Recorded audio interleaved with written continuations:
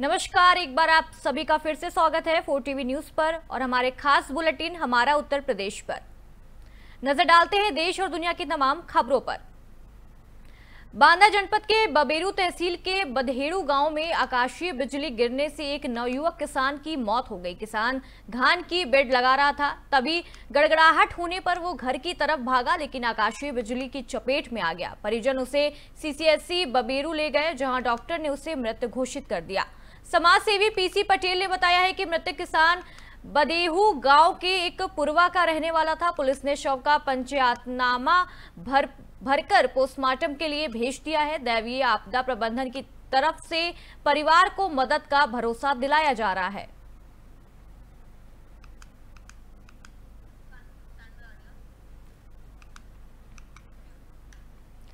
कानपुर के थाना गोविंद नगर पुलिस ने अपहरण के मामले में 2 वंचित अभियुक्त अमित और रिंकू उर्फ बब्बा चाचा को गिरफ्तार किया है। इन दोनों ने गोविंद नगर मार्केट में बच्चों को 20 रुपए देकर बहलाया और मम्मी को दूध देने का झांसा देकर बाइक पर बैठा लिया था। आरोपी बच्चों को ट्रेन से मेरठ ले जाकर बेचने की योजना बना रहे थे। पुलिस की सक्रियता और पहचान हो जाने के डर से आरोपी बच्चों को घर के पास छोड़कर भाग गए। डायल 112 पर सूचना मिलने के बाद पुलिस ने लोकेशन ट्रेसिंग, सीडीआर और सीसीटीवी की मदद से पहचान कर मुखबिर की सूचना पर दोनों को रेलवे स्टेशन से गिरफ्तार कर लिया है। पूछताछ में आरोपियों ने बच्चों को दिल्ली से ले जाकर बेचने की साजिश कबूल की है। बच्चों को सुरक्षित वापस लाया गया है और दोनों को न्यायिक अभिरक्षा जेल में भेज दिया जाएगा।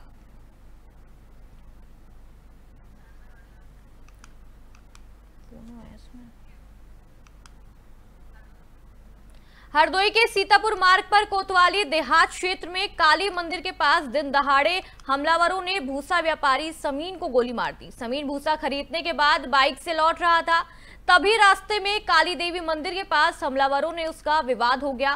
कहासुनी के बाद आरोपी ने उसे गोली मार दी और मौके में फरार हो गए। घायल समीन को पहले जिला अस्पताल लाया गया, जहां हालत नाजुक होने पर उसे लखनऊ रेफर कर दिया गया। बताया जा रहा है कि सामीन का हमलावरों से पुराना विवाद था। सीओ सिटी अंकित मिश्रा ने बताया कि पुलिस मौके पर जांच कर रही है और तहरीर मिलने पर रिपोर्ट दर्ज कर आगे की कार्रवाई की जाएगी। तो मेरे ये जा रहा था भूसा लेने, तो ये तुषार, निहाल, निर्भय और रिंकू ये सब लोगों ने रास्ते में फायरिंग की, तो मेरे भाई की गोली मार दी और मेरे भाई की गोली मार के मेरे घर पे आए, हम लोगों पे गोली चलाई। सर हम लोग कमरे के अंदर हो गए, काफी लोग थे, बाकी लोगों को हम जानते नहीं। तुषार, निहाल और निर्भय और रिंकू, इन लोगों को बस हमने पहचान लिया था। सर यह प्रकरण थाना कोतवाली देहात क्षेत्र के महोलिया शिव पार्क का है, जहाँ शाम लगभग 6 बजे थाना पर सूचना प्राप्त हुई कि कुछ लड़कों के बीच में वाद विवाद एवं मारपीट हुई। एक लड़के को गोली भी लगी है। इस सूचना पर स्थानीय पुलिस द्वारा तत्काल मौके पहुंचा गया। घायल व्यक्ति को इलाज के लिए जिला अस्पताल लाया गया, जहाँ प्राथमिक इलाज के उपरांत बेहतर इलाज के लिए लखनऊ रेफर कर दिया गया। इस प्रकरण में पीड़ित पक्ष से तहरीर प्राप्त कर ली गई है। सुसंगत धाराओं में अभियोग पंजीकृत किया जा रहा है और जो भी इसमें अभियुक्त है उनकी तलाश की जा रही है। जल्दी उनकी गिरफ्तारी की जाएगी। अन्य आवश्यक वैधानिक कार्रवाई दर्ज की। क्या मोटिव क्या था? प्रथम दृष्टया अभी मोटिव व्यापारी को दिन दहाड़े गोली मारी गई है। आप तस्वीरों में सामने देख सकते हैं कि हरदोई में किस तरीके से व्यापारी को दिन दहाड़े गोली मारकर उसकी हत्या कर दी गई है। सीओ सिटी जांच में लगे हुए हैं और जैसे ही कोई भी कार्रवाई होती है हम आगे आपको अपडेट देंगे। हरदोई में भूसा व्यापारी को दिन दहाड़े गोली मार दी गई है। इन तस्वीरों में आप देख सकते हैं।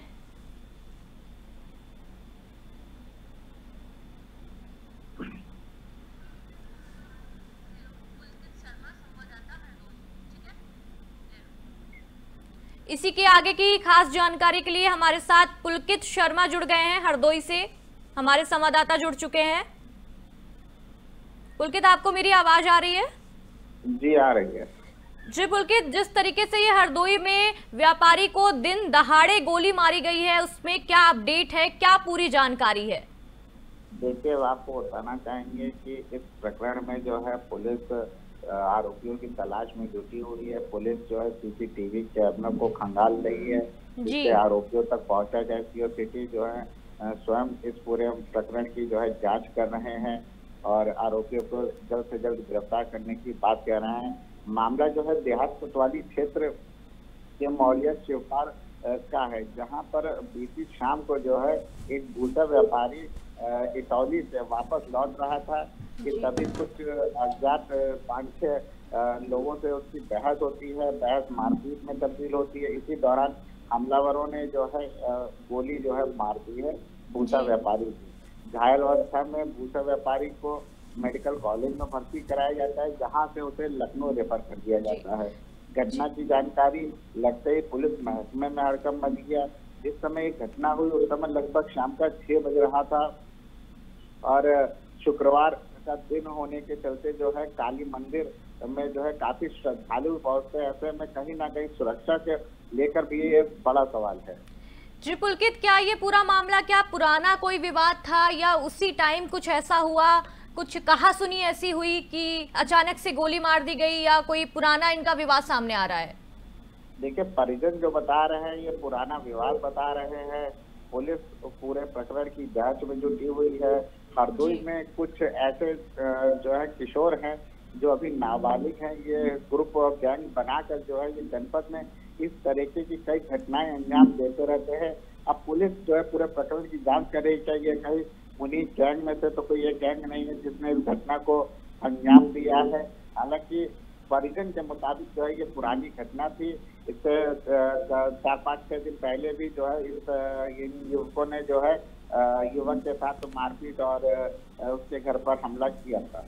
प्रशासन की तरफ से अभी क्या कार्रवाई की जा रही है? देखिए, प्रशासन ने जो है परिजनों की तहरीर पर अभियोग पंजीकृत कर लिया है। पूरे प्रकरण की जो है सीओ सिटी जांच कर रहे हैं कि ये कहीं पुराना कोई रंजिश का मामला तो नहीं है। पुराना मामला है तो क्यों ये घटना अंजाम दी गई, क्या घटना हुई थी पहले। पुलिस सीसीटीवी को खंगाल रही है जिससे आरोपियों की शिनाख्त की जा सके, पहचान की जा सके, आरोपी घटना को अंजाम देने वाले किस तरफ भागे हैं।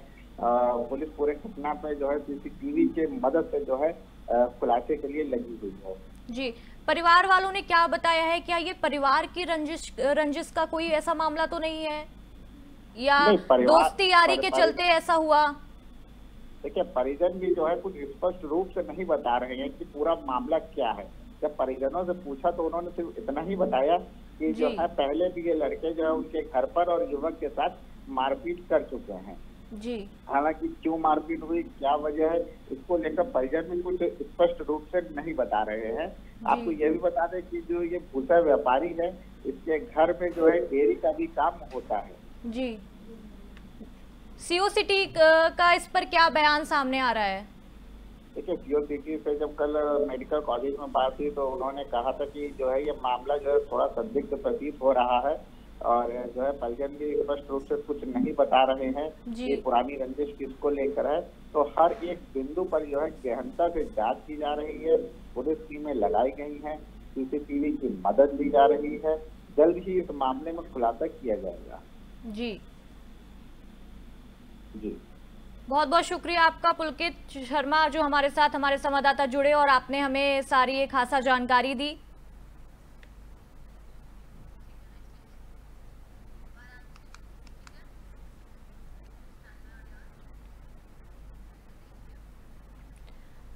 वाराणसी कैंट रेलवे स्टेशन के सामने फ्लाईओवर के नीचे बनाए गए पीएम मोदी के ड्रीम प्रोजेक्ट नाइट मार्केट पर नगर निगम ने शुक्रवार रात बुलडोजर चला दिया है। भारी पुलिस बल के साथ जिला प्रशासन और नगर निगम की टीम ने अवैध दुकानों को हटाने की कार्रवाई शुरू की। 48 घंटे के अल्टीमेटम के बाद जब दुकानदारों ने जगह खाली नहीं की तो प्रशासन ने सख्ती दिखाई और ट्रैफिक रुकवाकर दुकानों का सामान हटवाया। विरोध के बीच देर रात तक कार्रवाई चलती रही। नगर निगम का कहना है कि कंपनी ने शर्तों का पालन नहीं किया है। जाम और गंदगी के चलते ये मार्केट अवैध घोषित किया गया है। फ्लाईओवर के नीचे सुंदरीकरण को कहा गया है। यात्रियों के लिए बेंच, लाइटिंग, चार्जिंग स्टेशन और अन्य सुविधाएं विकसित की जाएंगी।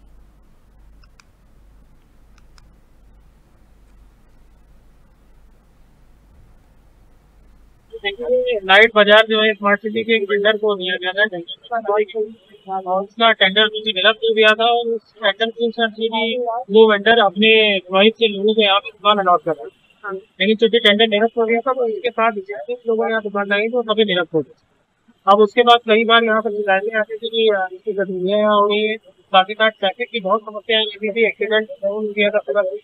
रेलवे तरफ से भी डायरेक्टर की तरफ से पता है कि यहाँ इतनी भीड़ भाड़ हो जाती है दुकानों की वजह से कि आवागमन चालू नहीं हो पाता। तो उसके तहत क्योंकि ये सब दुकानें अवैध हो गई थी तो इनको आज अभियान चला के नगर निगम की टीम द्वारा इसका ध्यान दिया गया। इससे पहले सभी को जो है कई बार वार्निंग दी जा चुकी थी कि अपना सामान हटा दो, और क्योंकि एक बार यहाँ एक दुर्घटना गैस सिलेंडर फटने की भी हो चुकी थी, उसके बाद भी कई बार अनाउंसमेंट किया गया। लगभग 70% लोगों ने अपनी दुकानें और एक बार में बाहर में हटा ली। एक भी जो कुछ बचे हुए थे उनसे नगर निगम में।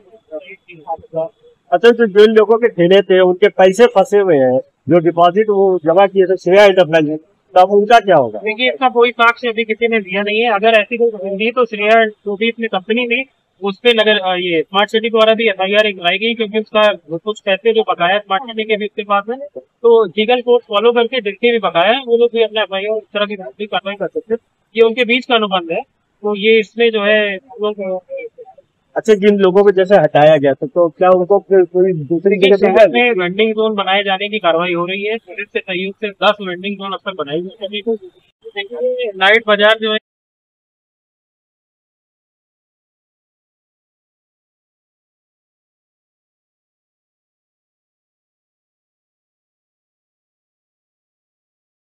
के लिए हमारे साथ धर्मेंद्र पांडे जुड़ रहे हैं, जो हमारे संवाददाता हैं, वाराणसी से जुड़ रहे हैं। धर्मेंद्र, आपको मेरी आवाज आ रही है? आ रही है, चल आवाज आ रही है। धर्मेंद्र, जिस तरीके से ये हम देख सकते हैं कि नाइट मार्केट पर बुलडोजर चल गया है, क्या इसकी आगे की अपडेट है, क्या इसकी खास जानकारी है? जी बिल्कुल बिल्कुल। अच्छा, आपको अच्छा बता दें कि वाराणसी के कैंट रेलवे स्टेशन के ठीक सामने आज से लगभग 2 साल पूर्व जो है PM मोदी का ड्रीम प्रोजेक्ट नाइट मार्केट बताया गया।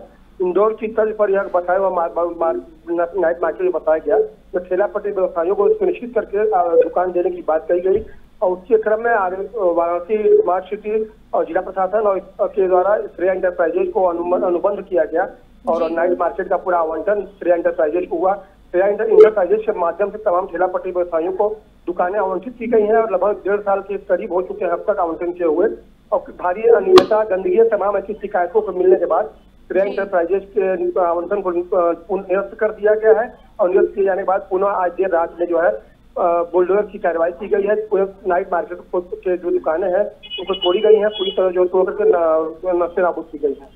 जी धर्मेंद्र, इसको रात में बुलडोजर चलाया गया है, क्या कोई खास मकसद की रात में बुलडोजर चलाया गया? और इसे ये भी कहा जा रहा है कि ये PM मोदी का खास प्रोजेक्ट है, उनका ड्रीम प्रोजेक्ट है।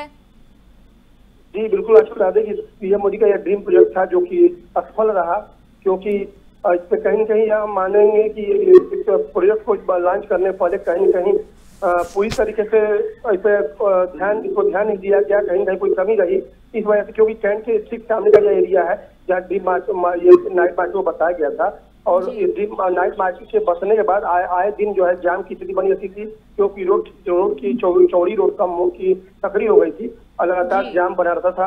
एक वजह यह भी था नाइट मार्केट को हटाने का, जाम को देखते हुए जिला प्रशासन ने निर्णय लिया है नाइट मार्केट को हटाने का। और दूसरी बात यह है कि इससे टूटने से लगभग सैकड़ों की तादाद में जो व्यवसायी थे, जो आवंटन हुआ था वो उनका व्यवसाय भी खत्म हुआ है, बेरोजगारी भी एक तरह से बढ़ी है। तो कहीं न कहीं सरकार इस मामले को लेकर सफल नहीं दिखाई देती है। जी, जो व्यापारी थे किस तरीके से, क्या उन्होंने कब्जा करके रखा था, क्या वो खाली नहीं कर रहे थे प्रशासन के कहने पर भी, जो इतना बड़ा कदम उठाया गया? जी बिल्कुल, कुछ दिनों पूर्व आवंटन निरस्त होने के बाद लगातार नोटिस जारी किया गया था नगर निगम प्रशासन के द्वारा कि आप पुनः जो अपनी दुकानों से हट जाएं, अपने दुकानों को हटा लें। और इसके बावजूद लगातार नोटिस मिलने के बाद भी दुकानदारों ने अपनी दुकानों को नहीं हटाया, जिसके बाद जब बलपूर्वक जो है तमाम फोर्सों के मौजूदगी में देर रात में यह कार्रवाई की गई, क्योंकि मामला रात दिन के समय आवागमन काफी ज्यादा होती है, सड़क जाम होते हैं, इस वजह से इसको निर्णय दिया गया रात में करने का। और देर रात तक लगभग रात 2 बजे तक यह कार्रवाई चली है और लगभग सैकड़ों की तादाद की दुकानों को जो है नष्ट किया गया है। और वहीं पर जिला प्रशासन का यह कहना है कि नाइट मार्केट को खत्म करने के बाद बाकायदा इसको सुदृढ़ीकरण किया जाएगा, पर्यटकों को बैठने के टेबल बेंच बनाए जाएंगे, तमाम सुदृढ़ीकरण की कायाकल्प करके एक नया रूप दिया जाएगा पूरे मार्केट को। जी, बहुत बहुत शुक्रिया धर्मेंद्र पांडे जी आपका, जो आपने हमें ये खास जानकारी वाराणसी से दी।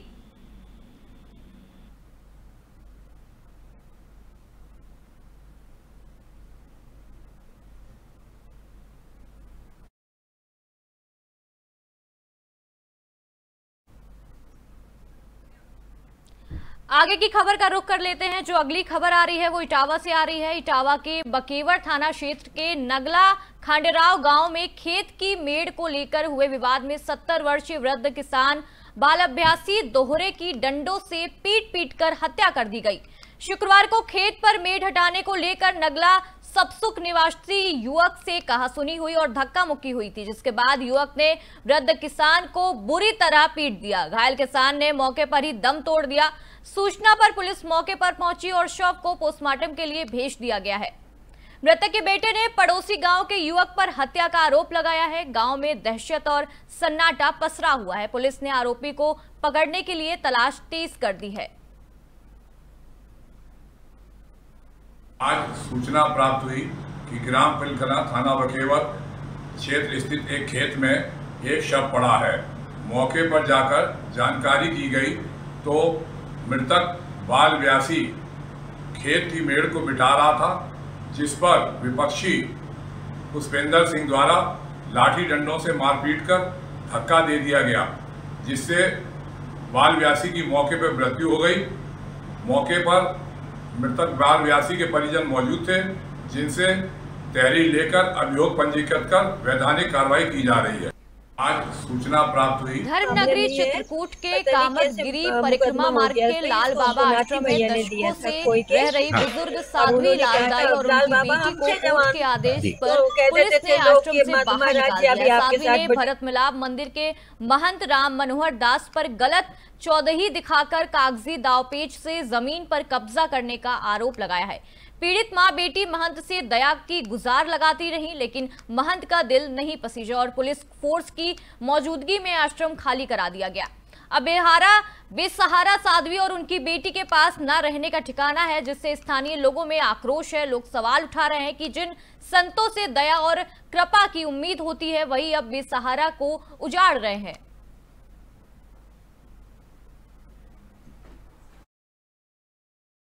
मामले नहीं है, पता नहीं कैसे मुकदमा हो गया इसमें। इसको हमको नाती भैया ने दिया था खोई के। हाँ। और उन्होंने कहा था लाल बाबा हमसे जवान, तो कह देते थे लोग कि महाराज जी अभी आपके साथ बटिया पड़ी हैं और हम आपको मकान कहाँ पे देंगे, रोकराइन बहुत होती है इधर, तो आप ये मकान हमारा खाली पड़ा रहता है। नाती भैया ने कहा इसमें आप रानी जी को लेके रहिए, तो उन्होंने दे दिया था ये मकान हमको। कहा था मेरी 2 बहनें हैं और तीसरी बहन आप हैं नहीं, ऐसे हाँ 2 या 3 बहनें हैं उनकी, तो एक बहन का मैं भी हूँ, मैंने आपको ये दान में दिया। तो आज ये हमको समय थोड़े दे दीजिए, क्योंकि इसके वजह से हमारा यहाँ पास कोर्ट में चल रहा था। हमको पहली तारीख से लगाया गया, फिर उन्होंने कहा कि हम 2 तारीख करेंगे, फिर 3 तारीख को हम तो 12 बजे दे देंगे, नहीं दिया। फिर इस कोर्ट से दूसरे कोर्ट में भेज दिया, तो दूसरा कोर्ट वाले ने बोला कि हमारा केस तो चल नहीं रहा है इसमें, उन्होंने तुरंत वापस लौटा दिया उसमें। ऐसे करके उसने मेरा समय नष्ट कर दिया। अब 4 तारीख को वो हो रहा, हाई कोर्ट में मेरा वो लगा है। क्या जो वहाँ से आबादी का लैंड है 27, 28, 30, 32, 31 सब ये ठाकुर जी की हमारा दायित्व है, तो हम दायित्व का निर्वाह कर रहे हैं। ठाकुर जी के अलावा किसी की नहीं है। अब कोई भी कहे कि मेरी ही, तो भाई कहता है। नहीं, ये है कि जो डाटा संख्या आपका 24 है, 14 यहाँ दिखा दी गई है। नहीं ऐसा नहीं है, निकाल दिया गया, जबकि भाई है तो मेरे नाम, ठाकुर जी के नाम में संरक्षक हूँ। 24 हो 29 हो है तो मेरा, कौन सी बात है भाई। 28 भी है उसमें, सब 28 भी मेरा। इस खास बुलेटिन में अभी के लिए बस इतना ही। देखते रहिए 4TV न्यूज। नमस्कार।